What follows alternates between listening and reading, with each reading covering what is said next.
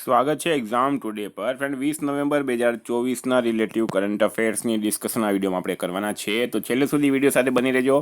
Current affairs important topic છે, દરેક એક્ઝામમાં પ્રશ્ન પૂછવામાં આવે છે. મિત્રો ટોપિક પર આવીએ. 20 નવેમ્બર 2024 ક્વેશ્ચન નંબર 1 છે, હાલમાં રાષ્ટ્રીય પ્રાકૃતિક ચિકિત્સા દિવસ ક્યારે મનાવવામાં આવ્યો? તો મિત્રો વાત થઈ જ્યાં રાષ્ટ્રીય પ્રાકૃતિક ચિકિત્સા, બરાબર, પ્રાકૃતિક રીતે જે ચિકિત્સા પદ્ધતિ છે, જે આરોગ્ય પદ્ધતિ છે, એના માટે દર વર્ષે આ દિવસ મનાવવામાં આવે છે 18 નવેમ્બરે, બરાબર. જેવી રીતના યુનાની પદ્ધતિ છે, જેવી રીતના મિત્રો આયુર્વેદ છે, બરાબર, આ બધું પ્રાકૃતિક ચિકિત્સા પદ્ધતિ કહેવાય. તો એના માટે આ દર વર્ષે 18 નવેમ્બરે દિવસ મનાવવામાં આવે છે. આ દિવસ મનાવવાની શરૂઆત વર્ષ 2018માં થઈ હતી. ક્યારે થઈ હતી? 2018ના પ્રથમ વખત ક્યારે મનાવવામાં આવ્યો?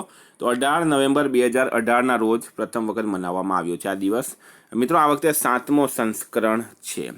હાલમાં 17 નવેમ્બરે આંતરરાષ્ટ્રીય છાત્ર દિવસ, બરાબર, એટલે કે આંતરરાષ્ટ્રીય વિદ્યાર્થી દિવસ. 16 નવેમ્બરે વર્લ્ડ ટોલરન્સ ડે. 15 નવેમ્બરે જનજાતીય ગૌરવ દિવસ. 14 નવેમ્બરે વર્લ્ડ ડાયાબિટીસ ડે. 13 નવેમ્બરે વર્લ્ડ કાઇન્ડનેસ ડે. 12 નવેમ્બરે લોક સેવા પ્રસારણ દિવસ. તમામ દિવસ ઇમ્પોર્ટન્ટ છે, યાદ રાખો. હાલમાં ચર્ચામાં રહેલ નુગુ વાઇલ્ડ લાઈફ સેન્ચુરી કયા રાજ્યમાં સ્થિત છે? તો મિત્રો પ્રશ્ન છે નુગુ વાઇલ્ડ લાઈફ સેન્ચુરી, બરાબર, એ કયા રાજ્યમાં સ્થિત છે? તો રાઈટ આન્સર છે કર્ણાટક, બરાબર, કર્ણાટક રાજ્યમાં સ્થિત છે. હવે આ ચર્ચામાં શા માટે છે? તો અહીંયા તમે ધ્યાન આપો.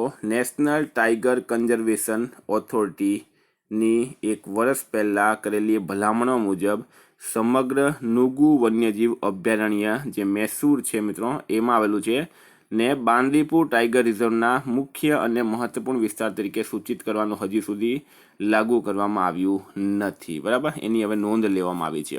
ટૂંકમાં જે NTCA એટલે કે નેશનલ ટાઈગર કન્ઝર્વેશન ઓથોરિટીએ આ નુગુ વાઇલ્ડ લાઈફ સેન્ચુરીને કયા મિત્રો બાંદીપુર ટાઈગર રિઝર્વમાં એડ કરવાની ભલામણ કરી હતી, જે લાગુ નથી થઈ, અત્યારે એને નોંધ લેવામાં આવી છે.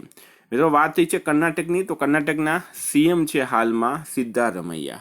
રાજ્યપાલ છે થાવરચંદ ગેહલોત. કર્ણાટકનું કેપિટલ છે બેંગલુરુ. મેપમાં કર્ણાટક ક્યાં આવેલું છે મિત્રો? તો અહીંયા તમે જુઓ, અહીંયા આવેલું છે આ કર્ણાટક. આ મેપમાં કર્ણાટક છે, બરાબર. મિત્રો આવી રીતના આપણે ઇમેજથી સમજીએ, મેપથી સમજીએ તો જલ્દી સમજમાં આવી જાય, બરાબર. કોઈ પણ વસ્તુ જે છે એ ઇમેજ એક ઇફેક્ટ કરે છે આપણા માઇન્ડ પર, જેથી કરીને આપણા માઇન્ડમાં ક્લિક થઈ જાય કે હા ભાઈ કર્ણાટક અહીંયા આવેલું છે, કર્ણાટકના CM આ છે. તો એવી રીતના મિત્રો આપણે પૂરી કોશિશ કરીએ, પૂરી ટ્રાય કરીએ કે મેક્સિમમ જે છે તમને ફોટાથી સમજાવવામાં આવે. હવે કર્ણાટકની વાત થઈ છે તો કર્ણાટક સરકારે એલિવેટ 2024 કાર્યક્રમ શરૂ કર્યું. એલિવેટ 2024 કાર્યક્રમ શરૂ કર્યો. કર્ણાટકે 24મી રાષ્ટ્રીય પેરા તૈરાકી ચેમ્પિયનશિપ જીતી છે. BCCIએ બેંગલુરુમાં રાષ્ટ્રીય ક્રિકેટ એકેડમીનું ઉદ્ઘાટન કર્યું. RBIએ બેંગલુરુમાં SFBના ડાયરેક્ટર માટે સંમેલન આયોજિત કર્યું. કર્ણાટકમાં પ્રથમ ગેસ આધારિત યેલહંકા ગેસ વીજળી પ્લાન્ટ ચાલુ કરાયું. દક્ષિણ ભારતનો પહેલો આદિવાસી પુસ્તકાલય કાન્નુ કર્ણાટકમાં ખુલશે. આટલું કર્ણાટક વિશે યાદ રાખવાનું છે. હાલમાં આંતરરાષ્ટ્રીય સહકારિતા સંમેલનનું આયોજન ક્યાં કરાશે? તો મિત્રો પ્રશ્ન છે આંતરરાષ્ટ્રીય સહકારિતા સંમેલનનું આયોજન ક્યાં કરાશે? તો રાઈટ આન્સર છે આમાં ન્યૂ દિલ્હી, બરાબર. ન્યૂ દિલ્હી દેશનું કેપિટલ છે, ભારતનું પાટનગર છે ન્યૂ દિલ્હી. ત્યાં આંતરરાષ્ટ્રીય સહકારિતા સંમેલનનું આયોજન કરવામાં આવશે. વર્ષ 2024ની સહકારિતા સંમેલનની થીમ છે સહકારિતા તમામ માટે સમૃદ્ધિનું આધાર છે. હાલમાં કયા સ્થળે ઇન્ડિયન સોસાયટી ઓફ ઓર્ગન ટ્રાન્સપ્લાન્ટની 34મી વાર્ષિક કોન્ફરન્સ યોજાઈ છે? તો કયા સ્થળે ઇન્ડિયન સોસાયટી ઓફ ઓર્ગન ટ્રાન્સપ્લાન્ટની 34મી વાર્ષિક કોન્ફરન્સ યોજાઈ? તો શું છે રાઈટ આન્સર આમાં? મિત્રો પહેલાં તમે જોઈ શકો અહીંયા, બરાબર, એ ક્યાં યોજાઈ છે? ઓક્ટોબર મહિનામાં annual conference of Indian society of organ transplant Ahmedabad ખાતે યોજાઈ છે. સ્ટારમાં કરજો મિત્રો, અમદાવાદ ખાતે યોજાઈ છે. અને ગુજરાતના મુખ્યમંત્રી ભૂપેન્દ્રભાઈ પટેલે આને સંબોધિત પણ કર્યું. બેઠક કેટલામી હતી? 34મી. અને પ્રશ્ન છે મિત્રો આપણા ગુજરાતનો, એટલે આપણા માટે વધારે ઇમ્પોર્ટન્ટ રહેશે.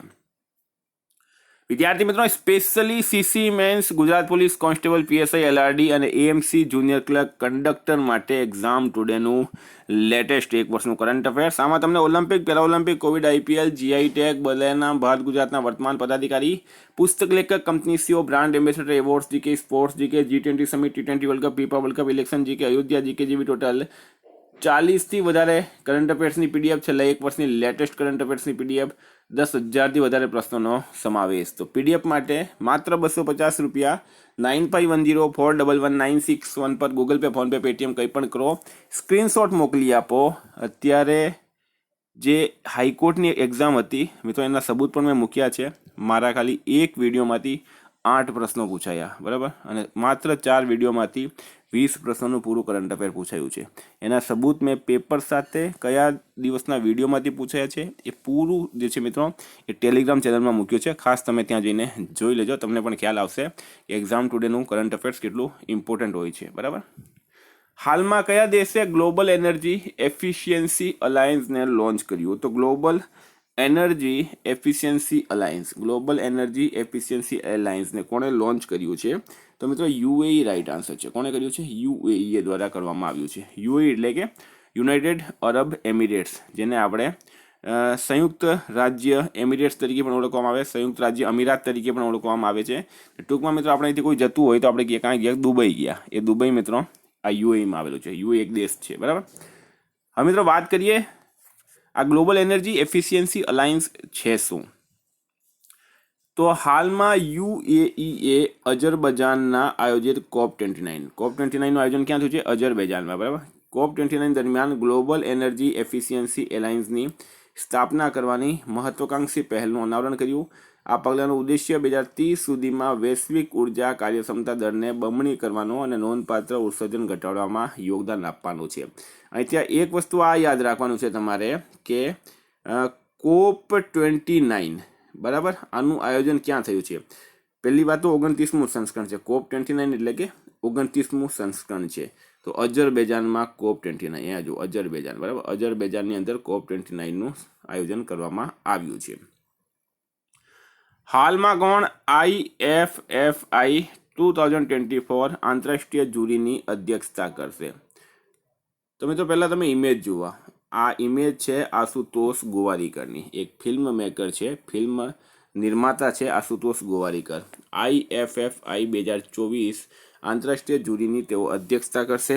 IFFIનું પૂરું નામ છે international film festival of India 2024. તમે લગાન પિક્ચર જોઈ હશે. આ પિક્ચર આશુતોષ ગોવારીકરે બનાવી હતી.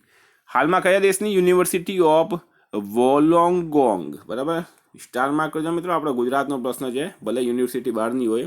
યુનિવર્સિટી ઓફ વોલોંગોંગે ગુજરાતની ગિફ્ટ સિટીમાં પોતાનું કેમ્પસ ખોલ્યું છે. આવ્યો ને ગુજરાતનો પ્રશ્ન. ગુજરાતમાં બનેલી છે ગિફ્ટ સિટી. ક્યાં બનેલી છે? ગાંધીનગર ખાતે, બરાબર. ગિફ્ટ સિટીનું પૂરું નામ શું છે મિત્રો? કમેન્ટ બોક્સમાં જણાવજો, બરાબર. ગિફ્ટ સિટીનું પૂરું નામ શું છે? કમેન્ટ બોક્સમાં જણાવજો, જોઈએ કેટલાને ખ્યાલ છે. તો ગિફ્ટ સિટીમાં પોતાનું કેમ્પસ ખોલ્યું છે યુનિવર્સિટી ઓફ વોલોંગોંગ. એ મિત્રો ઓસ્ટ્રેલિયાની છે. ક્યાંની છે? ઓસ્ટ્રેલિયાની. હવે આપણે ઓસ્ટ્રેલિયા ફરી આવીએ જરાક. તો ઓસ્ટ્રેલિયાનું કેપિટલ છે મિત્રો કેનબરા. ઓસ્ટ્રેલિયાની કરન્સી છે ઓસ્ટ્રેલિયાઈ ડોલર અને ઓસ્ટ્રેલિયાના હાલમાં PM છે એન્થની અલ્બનીઝ. કોણ છે? એન્થની અલ્બનીઝ હાલમાં ઓસ્ટ્રેલિયાના PM છે. મિત્રો હાલમાં ઓસ્ટ્રેલિયામાં રાઇટ ટુ ડિસ્કનેક્ટ કાનૂન લાગુ થયો.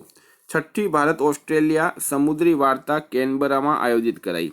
ઓસ્ટ્રેલિયા 2025 સુધી આંતરરાષ્ટ્રીય વિદ્યાર્થી નામાંકનની લિમિટ 2,70,000 સુધી કરશે. ઓસ્ટ્રેલિયાએ T20 ઇન્ટરનેશનલ ક્રિકેટ ઇતિહાસમાં પાવર પ્લેમાં સૌથી મોટો ટોટલ બનાવ્યો છે. ઓસ્ટ્રેલિયાએ લાફિંગ ફ્રોગ સમેત 750 નવી પ્રજાતિઓને માન્યતા આપી છે. હાલમાં ગરીબી રેખાની નીચે જીવતા લોકોની યાદીના મલ્ટી ડાયમેન્શનલ પોવર્ટી ઇન્ડેક્સમાં ભારત કયા સ્થાને રહ્યું છે? તો ગરીબી રેખાની નીચે જીવતા લોકોની યાદીના મલ્ટી ડાયમેન્શનલ પોવર્ટી ઇન્ડેક્સમાં ભારત કયા સ્થાને રહ્યું છે? તો ભારત રહ્યું છે મિત્રો આમાં પ્રથમ સ્થાને, બરાબર.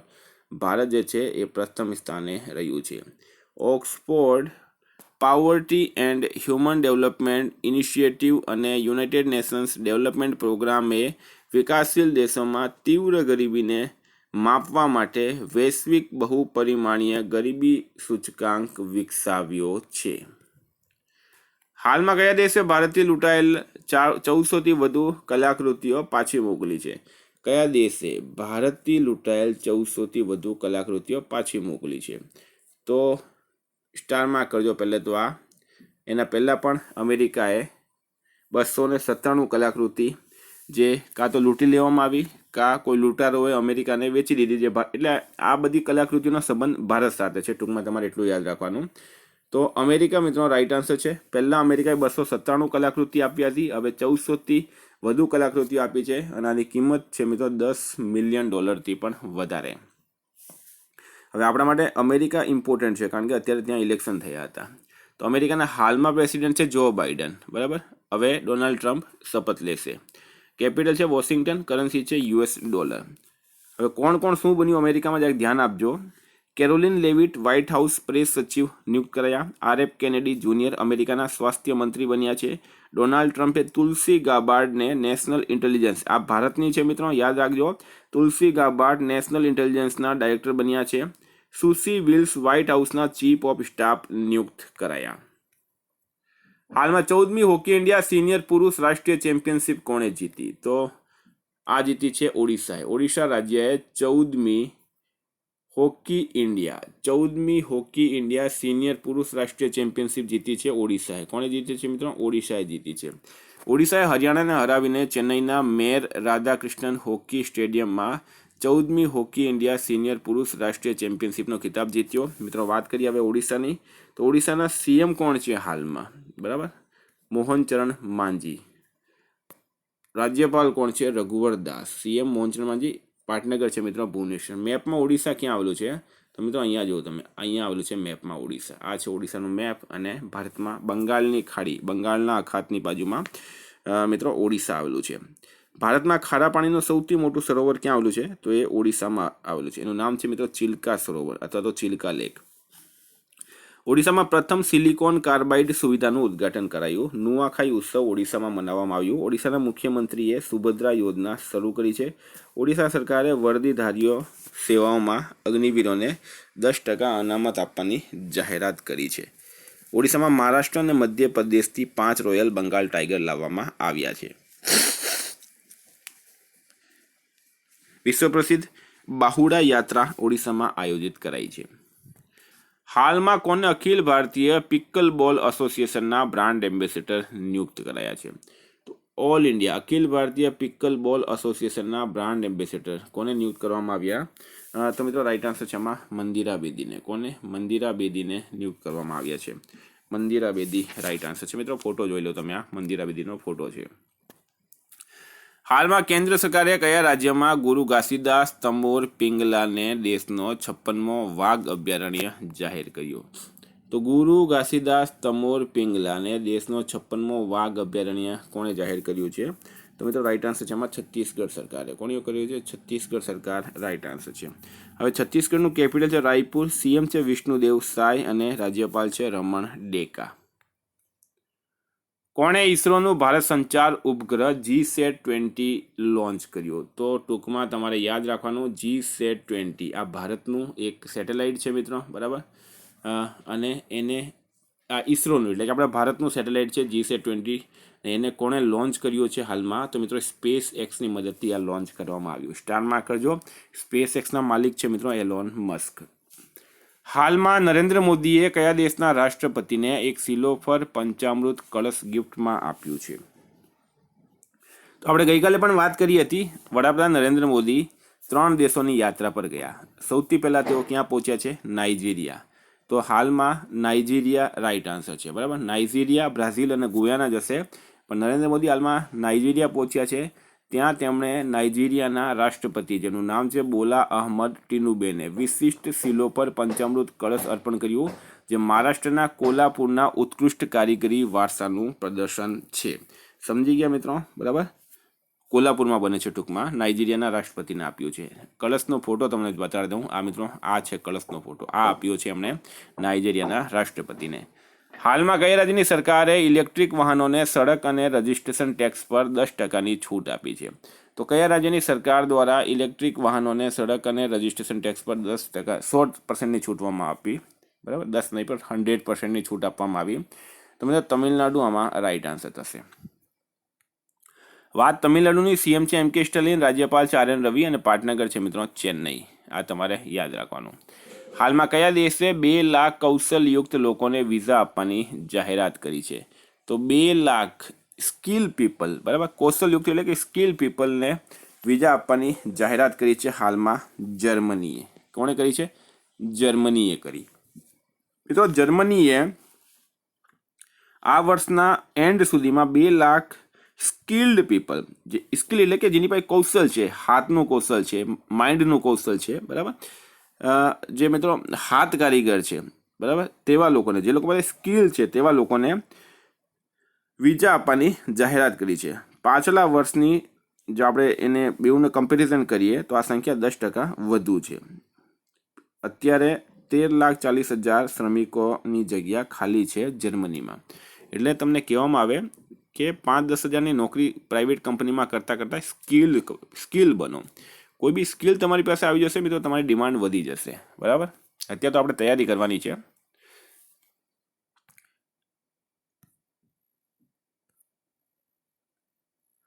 હાલમાં દક્ષિણ એશિયાનો સૌથી મોટો સમુદ્રી મંચ સાગર મંથન ક્યાં શરૂ થયું? તો મિત્રો એ ન્યૂ દિલ્હી ખાતે શરૂ થયું.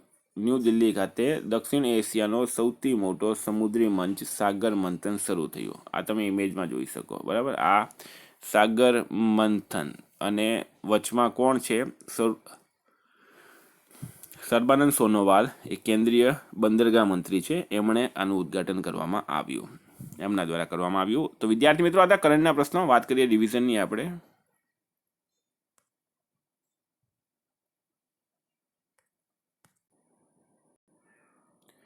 તો 19 નવેમ્બર 2024 આંતરરાષ્ટ્રીય વિદ્યાર્થી દિવસ ક્યારે મનાવવામાં આવ્યો? તો ફ્રેન્ડ 17 નવેમ્બરે દર વર્ષે મનાવવામાં આવે છે. ભારતના બીજા નંબરના સૌથી વધુ T20 ઇન્ટરનેશનલ વિકેટ લેનાર બોલર કોણ બન્યા છે? તો અર્શદીપ સિંહ બન્યા. મુંબઈમાં ઇન્ડિયા કેમ 2024 સંમેલનને કોણે સંબોધિત કર્યું? તો ભૂપેન્દ્ર પટેલ દ્વારા, ગુજરાતના મુખ્યમંત્રી છે. કયા દેશની રાજકુમારી યુરિકોનું 101 વર્ષની ઉંમરે નિધન થયું છે? તો જાપાન આમાં રાઈટ આન્સર છે. કયો શહેર ટોપનો વૈશ્વિક ગ્રીન હાઉસ ગેસ ઉત્સર્જક બન્યો? તો મિત્રો એ બન્યો છે સંઘાઈ. ઇન્ડોનેશિયા અને કયા દેશે કેરીસ વુમેરા 2024 સંયુક્ત નૌસૈનિક અભ્યાસ શરૂ કર્યું? તો ઓસ્ટ્રેલિયા રાઈટ આન્સર છે.